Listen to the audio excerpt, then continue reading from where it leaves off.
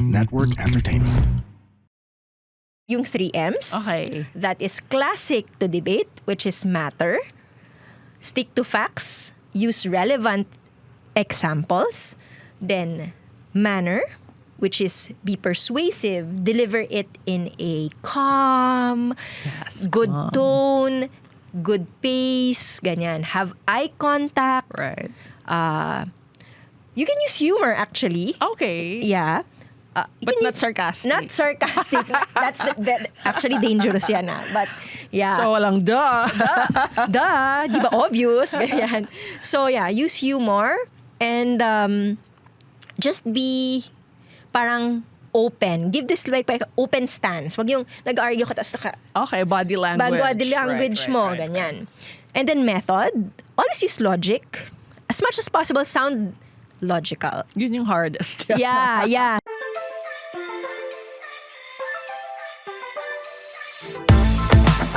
Hi, this is Mirza Season. Welcome to You Can Do This, a podcast that'll help you achieve your dreams and goals one episode at a time. What are you waiting for? Let's go!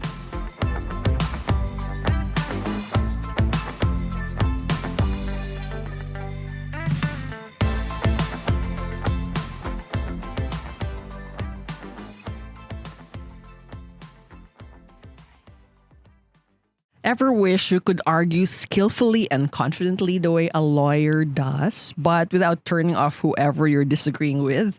Wouldn't you love to learn how to articulate your thoughts persuasively, maintain composure under pressure, or turn a disagreement into a constructive dialogue? Whether you find yourself in a boardroom debate, a disagreement with a colleague, or a heart-to-heart discussion with a loved one, mastering the skills of a successful argument is an essential life skill. Sharing her secrets with us today is an accomplished lawyer, executive coach, and life coach whose superpower is the ability to wield structure and logic alongside intuition and empathy. She grew up in a household where children were heard, so she has always been comfortable owning her space and ideas, something which I hope will rub off on all of us today.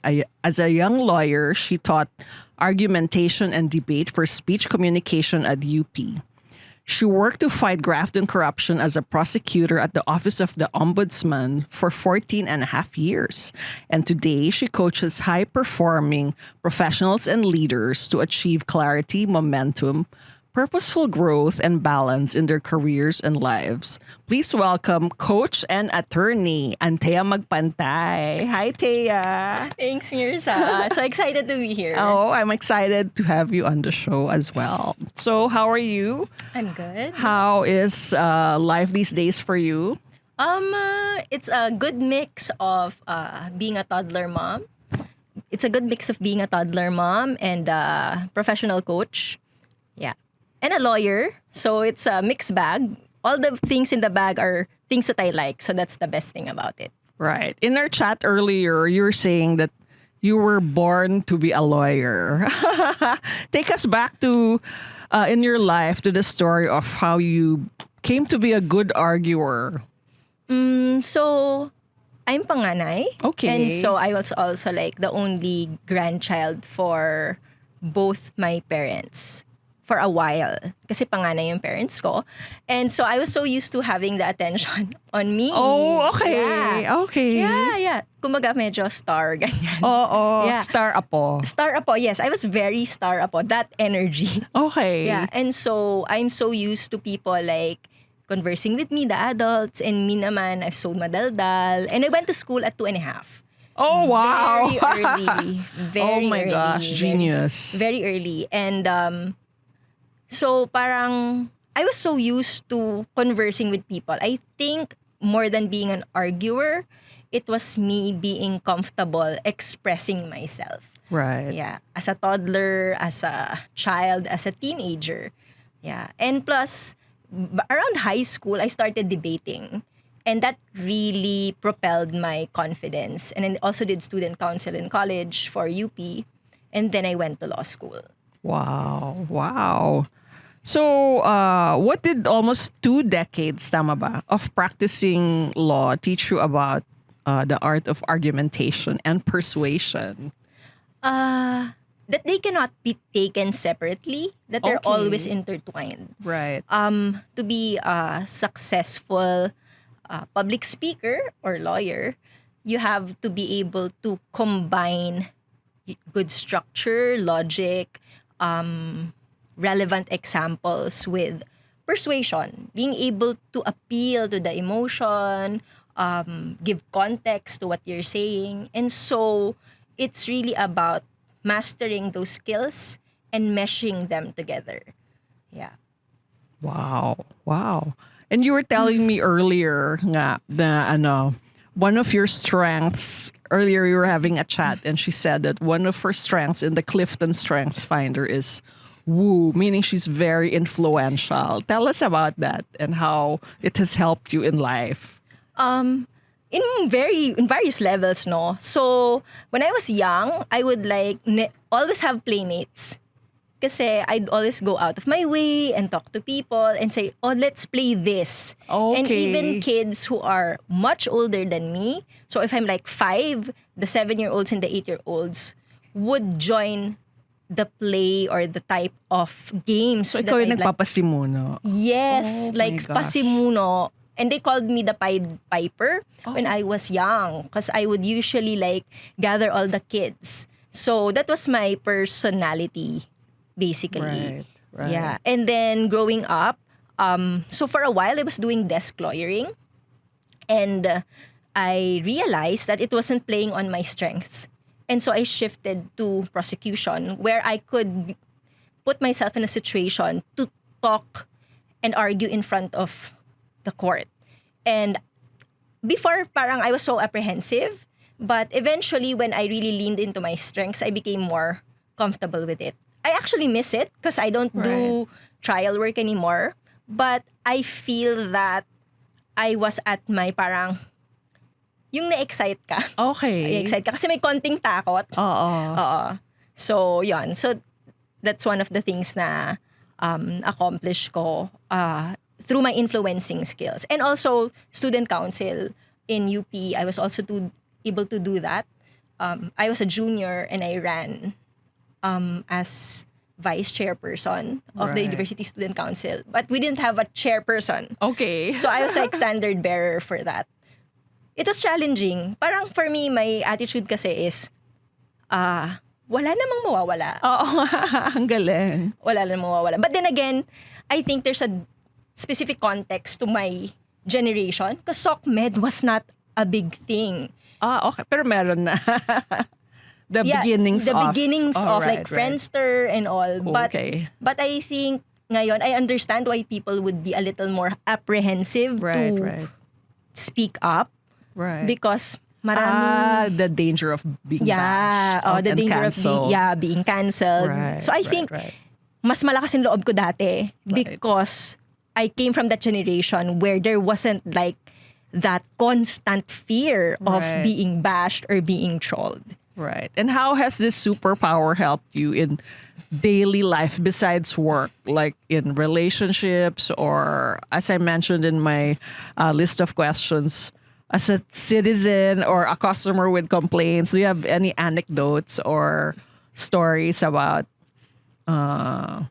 maybe you're unhappy with the service and then meron ka bang sample for us? Well, usually kapag sa airline, and I'm able to request and I'd say, because I'd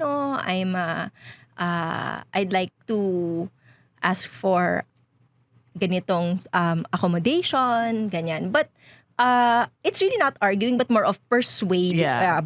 Persuading. But I think the other helpful in day-to-day is as simple as saan tayo kakain. Oh my gosh, sige nga. Kasi di ba parang... Walk us through your dialogue. Don't you get that? Yes. Parang you're with a group of friends and then di kayo makadecide kahit asawa mo, whatever. Di kayo makadecide saan kakain. And then I always go, kain tayong Japanese. And then parang my husband's gonna be like, kasi di ba ilang araw na tayong nag-Chinese? O di ba ilang araw na tayo nag-Filipino? And then I would say, kasi di ba Japanese, mostly steamed, mostly pwedeng raw, mas healthy, ganyan. So parang I would convince. Laging merong parang, dahil ganito. Oo. And then eventually, he'll say, sige, Japanese. So, ikaw yung nasusunod. Yeah, Dahil sa basically. solid logic. Oo, sa solid logic, solid examples, ganyan. And then parang may care na parang, diba? Kasi mas healthy naman yun for us, ganyan. Yeah, yan po ang daily life application ng being a good arguer. So you once taught argumentation and debate nga in UP. What was the most important lesson that you wanted your students to know and remember? I guess it starts with respect. Okay. Always argue and debate with respect. That's one. When I would judge debates, because as a debater, you don't just debate, you also judge debates. So it's called an adjudicator. And when I was teaching in UP debate and argumentation, I would adjudicate the debates of my students. I would take points away if bastos ka. Oh. Because minsan, gigil yung person, like the student, and they would throw snide remarks or attack the personality of the opponent. Oh. So it's called ad hominem or attack on the person. Okay. And that is frowned upon in debating. In academic debating, that is frowned upon. And so for me, a good debater does not resort to Right. personal attack. So attack Right. na kesyo mataba ka, or for example, bobo ka, or stupid argument. You don't say stupid argument. I frown upon that. You say why the argument is not sound or the example is not applicable. Right. But the emphasis is dun ka mag-focus. Wag dun sa taong nagsasalita. So that's one. And it forms part of 3 cardinal rules in debate, which is matter, manner, and method. Matter, manner, and method. Okay. Yeah. So even high school debaters know this. Right. That for you to argue well, you have to have matter, manner, and method. Please explain. So matter is the meat of your argument. And it's consists mostly of data or information and relevant examples. Because examples should be relevant to your argument. It's like if you are arguing some policy in the Philippines, you cannot give an example. It's not advised to give an example of a similar policy existing in, let's say, Another country. a highly westernized country Right, with a right. population of 5 million. Right. Because it's like apples to oranges. Right. So it has to be relevant. Parang swak dapat yung example. right. So that's matter. And then manner is the tone. How do you argue? Do you argue with a high-pitched voice? Are you calm? Do you use gestures? Do you have eye contact? And so that's manner. And then method is how do you structure your argument? Are you the type na yung conclusion mo sa dulong-dulo pa? And usually in debate, you say it up front so Okay. that it's the conclusion, what you believe. You start with that. You start with that, and then you have the examples to support and build on that main point or that main argument. So that would be method. And of course, time management. Because any person, mawawala yung attention span. Kung Sobrang halimbawa, tagal. Sobrang tagal. And so sa academic debates, it's usually 7 minutes. But even in usual conversation, Right, di ba pag may right. kaibigan ka, sobrang tagal na magsalita. Parang, ano ba to? Anong oras na ito matatapos? Di ba? Parang ganon. Medyo lipad-lipad na yung utak mo. So yon. So those are the 3 components that are, I share with my students that are critical. Right. And later we're going to have an exercise. Yeah. Walking through that. So any inspiring transformational stories of like students you were able to turn into good debaters? Mga before and after dyan. Before and after. Like was anybody scared or did anybody have stage fright? Marami, actually. Okay. Even So, UP paano? How students did would you? have stage fright. But the goal, parang the trick is to really encourage them to practice. So when I was teaching the subject, I made sure that there were several exercises leading to the debate. Baby steps. Baby steps. So there was like an impromptu speech. Now you would talk about random stuff lang, like why jeepneys are the best mode of transportation. Right, it's like super random. And then next would be extemporaneous speeches, mas mahaba. And then people would actually ask you in between your parang while you're speaking, parang mag-raise sila ng hand. Okay. And then interrupt you so that you can think on your feet. Right. So the students usually do that a few times before they even debate. So may mga students ako na nung una talagang nanginginig. I'm sure. Nanginginig sila. But over time, over the semester, you would see na mas confident na sila. Of course, it's not like 1 to 100, right? But yung maka-70 ka lang from your initial 1, malaking bagay. And some of them actually became lawyers. Oh, wow. Yeah. Some of them actually became lawyers. Okay, you inspired them to go all the way. Hey, what took you so long? I got lost. Huh? I got lost inside the mind of a genius. What? Can you imagine being at the center of 16 billion Da Vinci paintings through AI? It's like seeing what's inside Da Vinci's mind. The paintings are around you and above you and right through you. Oh, I can't explain it. The whole experience is trippy and wild and seriously amazing. You have to see it for yourself.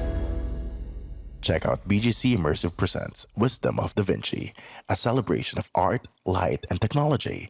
Get lost inside the mind of a genius. Use the code You Can Do This 150 to get a special discount when booking your tickets at bgcimmersive.com. Pag mga beauty contest ba, hobby nyo bang mga lawyer yung trying to answer the Q&A? Yeah, I would say. Especially for lawyers like me who are big fans of beauty pageants. Talaga? Yeah. Okay. Because it takes training. I mean, you have to think on your feet. Talaga. People think it's just like arte-arte, but actually mahirap. Right. So what about a lot of Filipinos have the fear of English. Oof. What can you say about that? And it shouldn't debilitate you from learning how to argue well.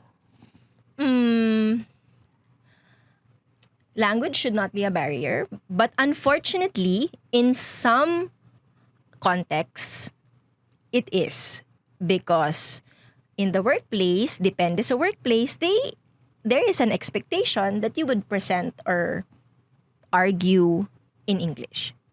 For those who are not comfortable, my advice would be to practice and join an organization that will allow you to practice in a safe space. Right. Like Toastmasters. Okay. For example. Or even improv. Right. Yeah, improv. So, that may not be purely in English, but the fact that you have to think on your feet and you have to prepare and it's in a safe space na you all are learning, then that can help you overcome. If you really want to master English, then take additional classes. But if the context is you're in a workplace na okay naman Taglish. Oo nga. Okay lang. Or among friends, Tagalog yung usapan niyo. Pero how do you, diba? It shouldn't matter. It shouldn't matter. It shouldn't really matter. What matters is matter. Yes. Meaning, kailangan may laman. Right. Oo. Hindi lang yung parang random opinion. Kasi it's really hard to convince someone to see your point of view if it's purely coming from opinion. Right. So that's my other parang tip for like day-to-day life. You have to give an example and really reason out why ito yung opinion mo. But at the same time, listening to your friend kasi minsan kasi parang sinashutdown mo lang yung tao. So active listening also plays a huge role. Right. Hindi yung iniisip mo yung sasabihin mo. Yeah. Kailangan makinig. Makinig ka talaga, makinig. Right. First of all, let's clarify terms. Anong difference ng argumentation versus opinion versus debate versus persuasion. Wow, haba. Bar exams ba to? Okay. Para lang clear. Para lang clear. Okay. So, when you say argumentation, it's the process of supporting a particular position, and then you use logic. So either inductive or deductive reasoning, and then you support it with very specific examples, specific and relevant examples. Okay. And then you analyze why it applies to this particular position. Okay. So this is usually used in formal debates or essays. Like for college students or for master's students, you use argumentation pa din when you are writing a position in your paper. Ganon. So mostly logic. Logic siya. And facts. So what's the next one? Opinion. Opinion. Opinion is, opinion ko lang. Tama. Ito pa lang talaga. Kahit Oo. walang facts. I believe. I believe. I thank you. I believe. But pwede rin namang supportin ng facts. Like, I believe that women should be given the right to choose what happens to their own bodies. Right. Yeah. So that's an opinion. Right. But that can be an argument if you go further and explain why. Right. But if you stop, then that's just merely Opinion. an opinion. Right. Mm-mm. Okay. All right. Because there's no effort to convince the other person. Right. Bakit? Basta. Yan, basta. Basta lang. Okay. Basta. Ganyan. So, and then, so that's opinion. And then persuasion. Right. Persuasion is, I really see it as an art because you usually put yourself in the shoes of another person. You already, kasi you have to think, what will persuade this person? Right. So if you're talking to a friend or a colleague, for example, and it's important for your colleague that she pitches in the job if she gets credit for it. And so you tell your colleague na, oh, this project will be good kasi you can put this in your CV or your assessment. You can highlight this. So you're parang getting their buy-in. Right. So you persuade them. So persuasion is a lot of yung emotional, ganyan. Yung motivations ng nakikinig or yung kino-convince mo Right. come into play. So that's persuasion. Right. I read an article, it was quite a groundbreaking article, especially nung pandemic, that people are persuaded more by emotion than facts. Do you agree? Yes. Yes. Talaga bumalik ako sa mic. Yes, I agree. Because as people, we have an inherent bias. And so, facts kasi tend to challenge your bias. This is my belief lang. Not fact, but this is my belief, no? And so, it's easier to just be persuaded because, based on emotion, because that's very familiar and default. Versus facts na kailangan mo intindihin, i-analyze, unawain, ganyan. So, that's the inherent difference. Kaya more people are really persuaded with emotions. Right. Kasi it's easier. It's default. Right. So why should we all learn how to argue effectively? What would be possible if we learn that skill? What would we learn? Marami actually. Professionally, this could help you get the projects that you want, Correct. the positions that you want, and even the race that you want. Okay. Like I shared with you previously Right. that I had a client who I coached Yes. so that she could get the race that she wanted. Right.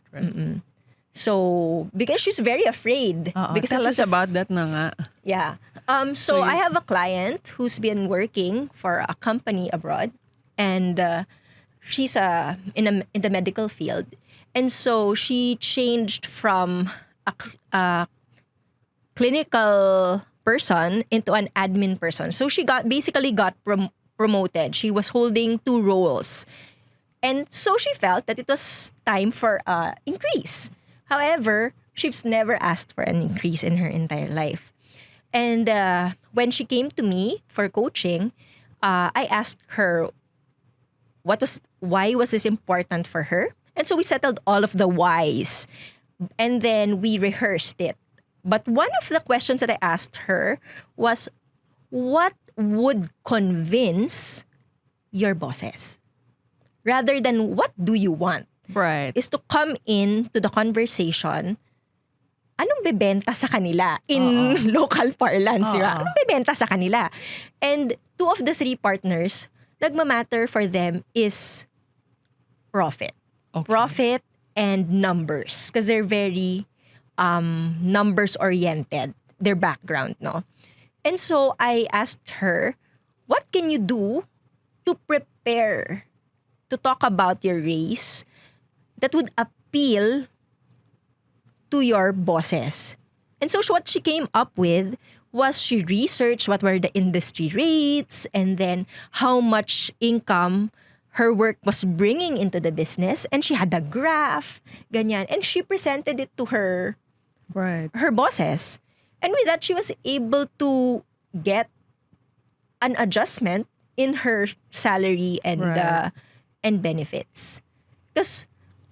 And what she told me, what was particularly helpful for this, was she was not asking for a raise based on her emotion. Right. Like, I deserve a raise. Yes, you must give it to me. Yeah, I deserve a raise. na dito. Yes. Kala ka ng raise. Correct. So when that mindset shifted na, let's stick to the facts because that's what will matter to my bosses, then she focused to the facts. More than I deserve this, I'm overworked, I have too much on my plate.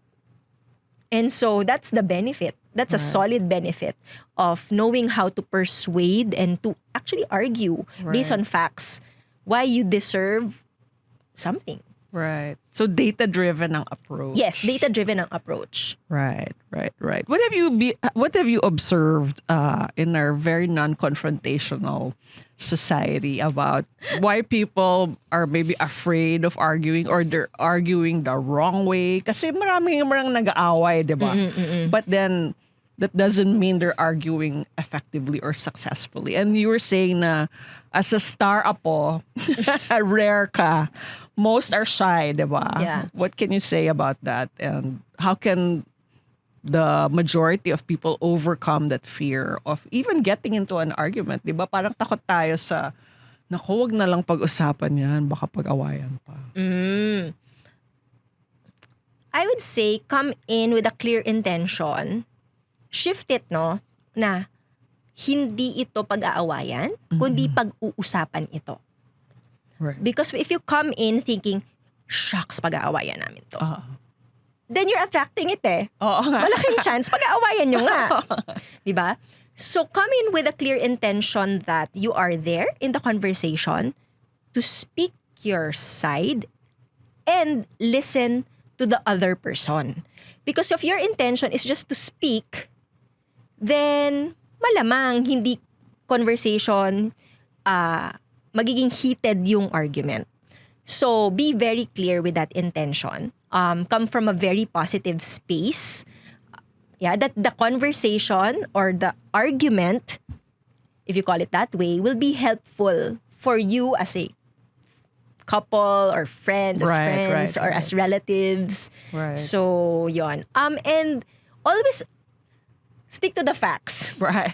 Stick to the facts. Parang, if your husband did not wash the dishes, then don't say, ikaw kasi hindi ka naghugas ng plato. Wag ganun yung tono, yung entrada. Again, matter, manner, and method. So ano yung matter doon? Yung matter, focus ka sa facts. Ano yung fact? Maraming platong hindi nahugasan. So just point it out na parang, I saw na ang daming plato, hindi nahugasan. Fact, 1. 2, di ba napag-usapan natin na ikaw ang in charge sa mga hugasin, ako naman ang magluluto, pero parang hindi siya nangyayari, ganyan. And then, you can come from a space of curiosity Okay. and say, what do you think can help us get the dishes done? Dishwasher. Oo, yeah. But maybe that is the answer, right? Okay. Versus starting the conversation na, bakit kasi hindi ka naguhugas? Ang tamad mo naman. Okay. Diba? May judgment. May judgment agad, Right, di ba? right. So, maybe coming from that space, lumabas yung solution, bumili na lang pala kayo ng dishwasher. Di ba? And naiwasan nyo pa Ano yung yung away. method? Yung method is, wag masyado mahaba. Okay. Wag parang yung sermon okay, type okay. na, and no blaming. Okay. No blaming na. Ikaw No kasi, judging or blaming. No judging or blaming. Or name calling. Or name calling. Same. And focus on ikaw. How do you see it? How do you see it? How do you feel? So, iba to sa debate, no? Okay. So, how do you see it? Every time na I see the plates, I feel parang I can't think because they're so cluttered. Right. Di ako makafocus, ganyan. More of that. Parang Right. how do you feel in relation to the unwashed plates? So, I statements. Yes, Not you statements. I statements, you state. Wag you statements pala, I statements lang. And so you can say, I would appreciate it if you could help me out here. Right. Ganyan. So instead of saying, you did not wash the dishes again, I see that the dishes have not been washed. Yeah, I see that- Naka-reframe. naka-reframe, yeah. Okay, and once you have settled that argument, maybe the two of you can go on a date to Wisdom of Da Vinci at the BGC Immersive. Have you been there? No, not It's so actually. amazing. It's a 45-minute show and it runs daily until December 2023.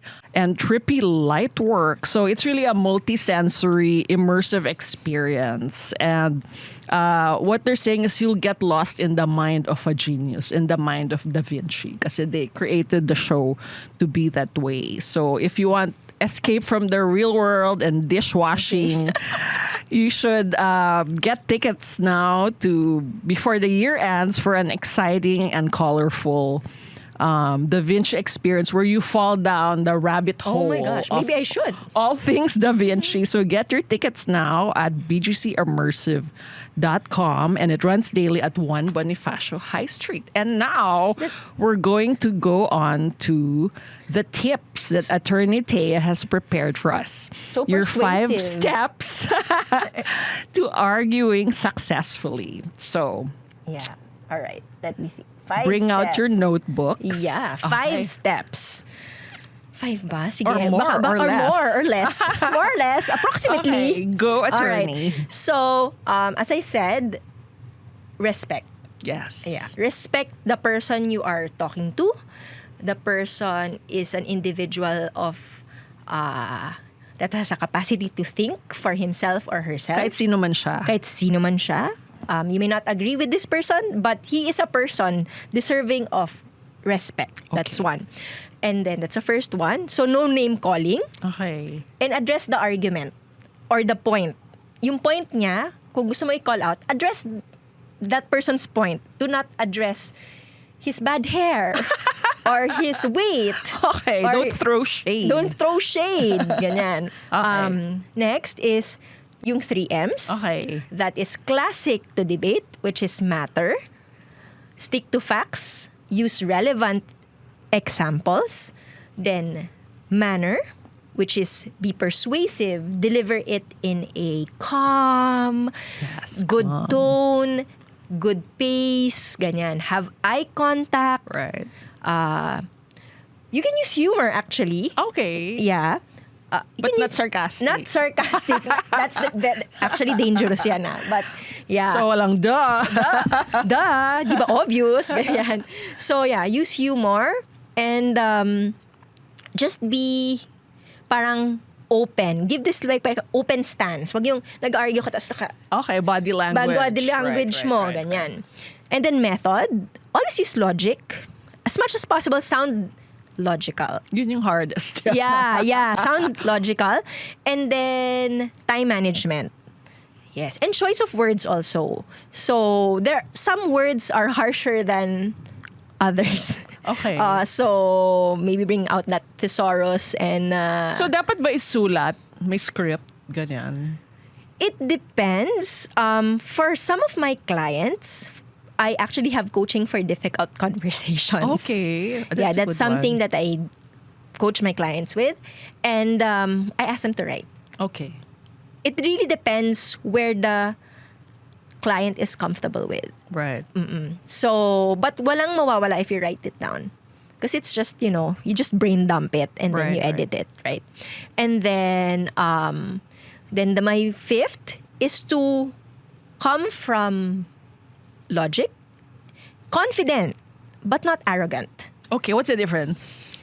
Arrogance kasi comes from, I have the, parang, ako may control or ako lang ang meron nitong tamang opinion na to or tamang facts na to na may parang monopoly ka of good ideas. Okay. So, sometimes arrogance come from that. Yung ikaw na, gana. Oo, ako alam ko nag-aral ako sa XYZ or may ganito akong X years of experience.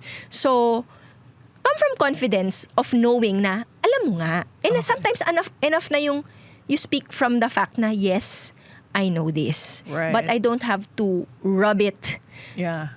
on someone's face. That's one. Right. So it's being parang you're having the conversation because you want to share the good point or opinion or argument that you have in your mind versus na alam ko lahat eh. Oo, parang gusto mo lang mag-share. Right. Oo, parang gusto mo lang mag-share. Parang also acknowledge then that the person has a good point. Parang I see your point. However, I feel that this may not be applicable in this situation. Ganyan. So acknowledge mo rin yung other person. Okay. Hindi yung parang i-dismiss mo lang siya. Oo. Wag ganon. Kasi Right. hindi persuasive yun eh. That's judgy and that can also be an attack. Right. So respect, 3 M's, matter, manner, and method.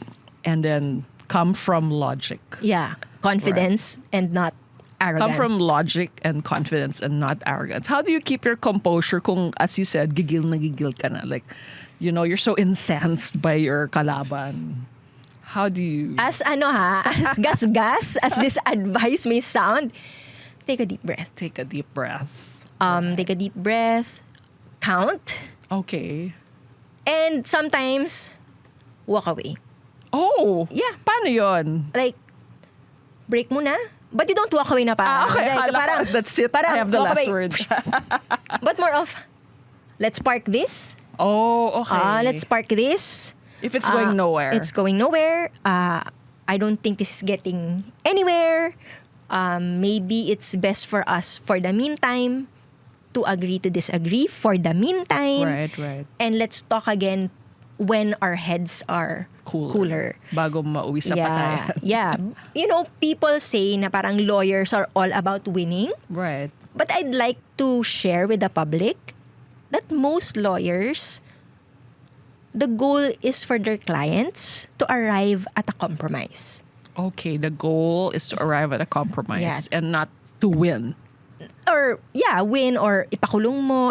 Especially for civil cases, kung kayang ipag-ayusin or magka-compromise, then that is the goal. Win-win. Win-win. No? At least for the lawyers that I know, that is something that they would prefer over bringing this case and doing trial for the next 5 to 7 years. Right. Yeah. Yes, it may be more money for the lawyer, but mental health ng kliyente mo, Oo nga. mental health ng abogado mo. So, that's why it's an art. The art of argumentation and persuasion. You also persuade, you talk to the other party. Baka naman pwedeng, ganito na lang, reach a compromise and agree so that you don't have to go through the whole lengthy legal process. And believe ako sa mga lawyers who at the onset pa lang, they do that. Right. Kasi they're able to save their clients a lot of money and a lot of time. And their sanity. And their sanity, which is priceless nowadays. Right. Yeah. And for our relationships, ano ang payoff if we do that? Like, if you argue, let's say, with your loved one, your goal should not be, well, akong panalo. Di ba? Di ako yung nanalo. But actually, nanalo ka ba talaga? Ikaw, Misha, what do you think would be the benefit? Turning the tables What do you think would be the around. benefit? I think there will be less fights because if you learn to argue well from a place of logic, then you're able to think about what you want to convey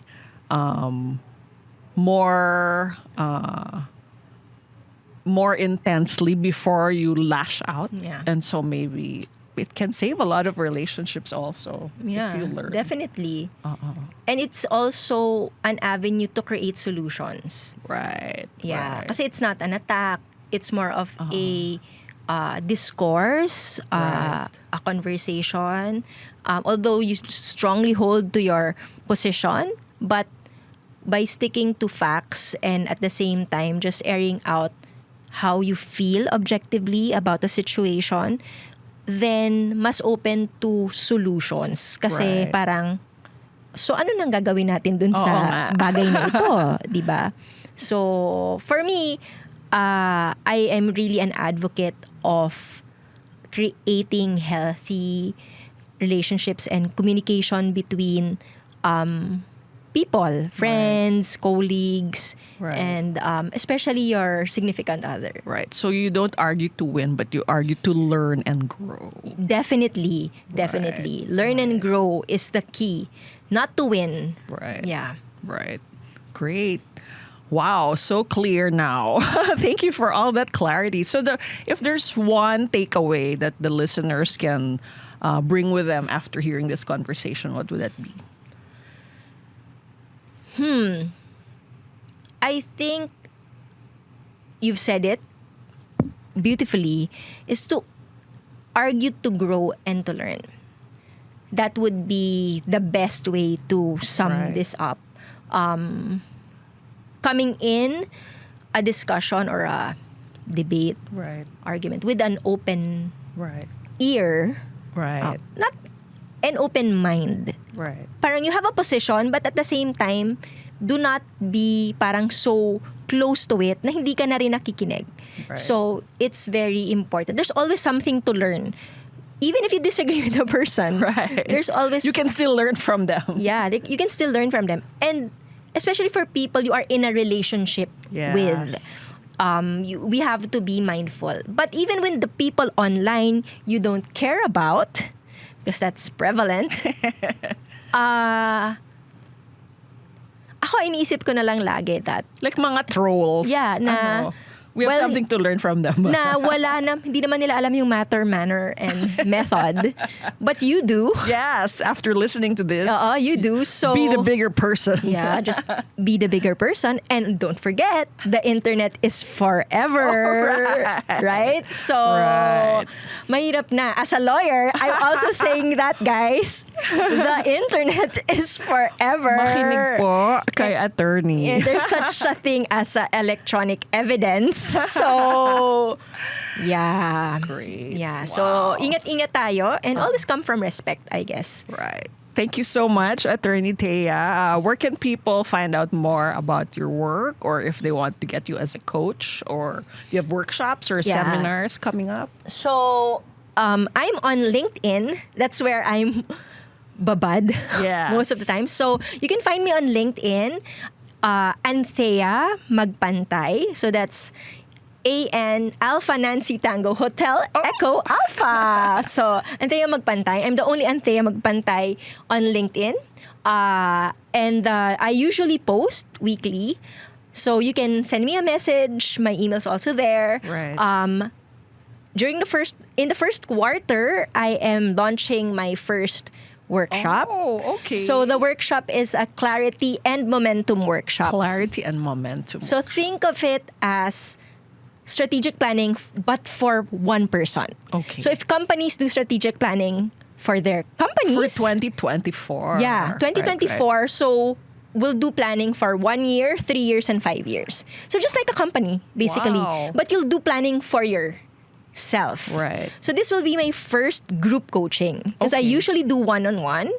So I'm excited about this because you can also, my intention here is for the group that will be formed in this class to also cheer each other. Oh, okay. Yeah, so they can potentially be their own support group because they You'll will find be your own community. Yeah, so it's gonna be a mini community and limited slots. Right. Limited slots. So Is this face-to-face or online? I'm thinking of doing it hybrid. Okay. So, and it's just a few hours. Right. Probably around 6 to 8 hours only. Right. So just to jumpstart that year Yes. or that decade actually. Decade. Okay, yeah. That's a perfect way to start 2024 to 2034. Yeah.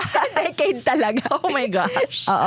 Yes. Great. Yeah. Thank you so much for that. I think I might just sign up. Yeah, I'm also open to speaking engagements and any facilitation gigs. Right. Yeah, so Beauty queen coaching, perhaps. yeah, Q&A. Q&A coaching. Ganyan. Confidence, but more of speaking. Right. Yeah. Yung mga may stage fright. So, come my way. Yes. Yeah. All right. Thank you so much. And we learned so much. Thank you for having me, Mirza. This was You're so welcome. much fun. Yes, it was. And educational. Yeah. All right. Bye. Thanks. Bye. Thank you for listening to You Can Do This. If you want to know more about me, visit mirza.com. That's MYRZA.com. And follow me at Mirza Season on Instagram, Facebook, YouTube, TikTok, Twitter, and LinkedIn. If you like this episode, please don't forget to rate it 5 stars. Hit the follow button on your podcast streaming platforms and hit the notification bell to get alerted every time we release a new episode. Catch you at our next convo, and always remember, you can do this.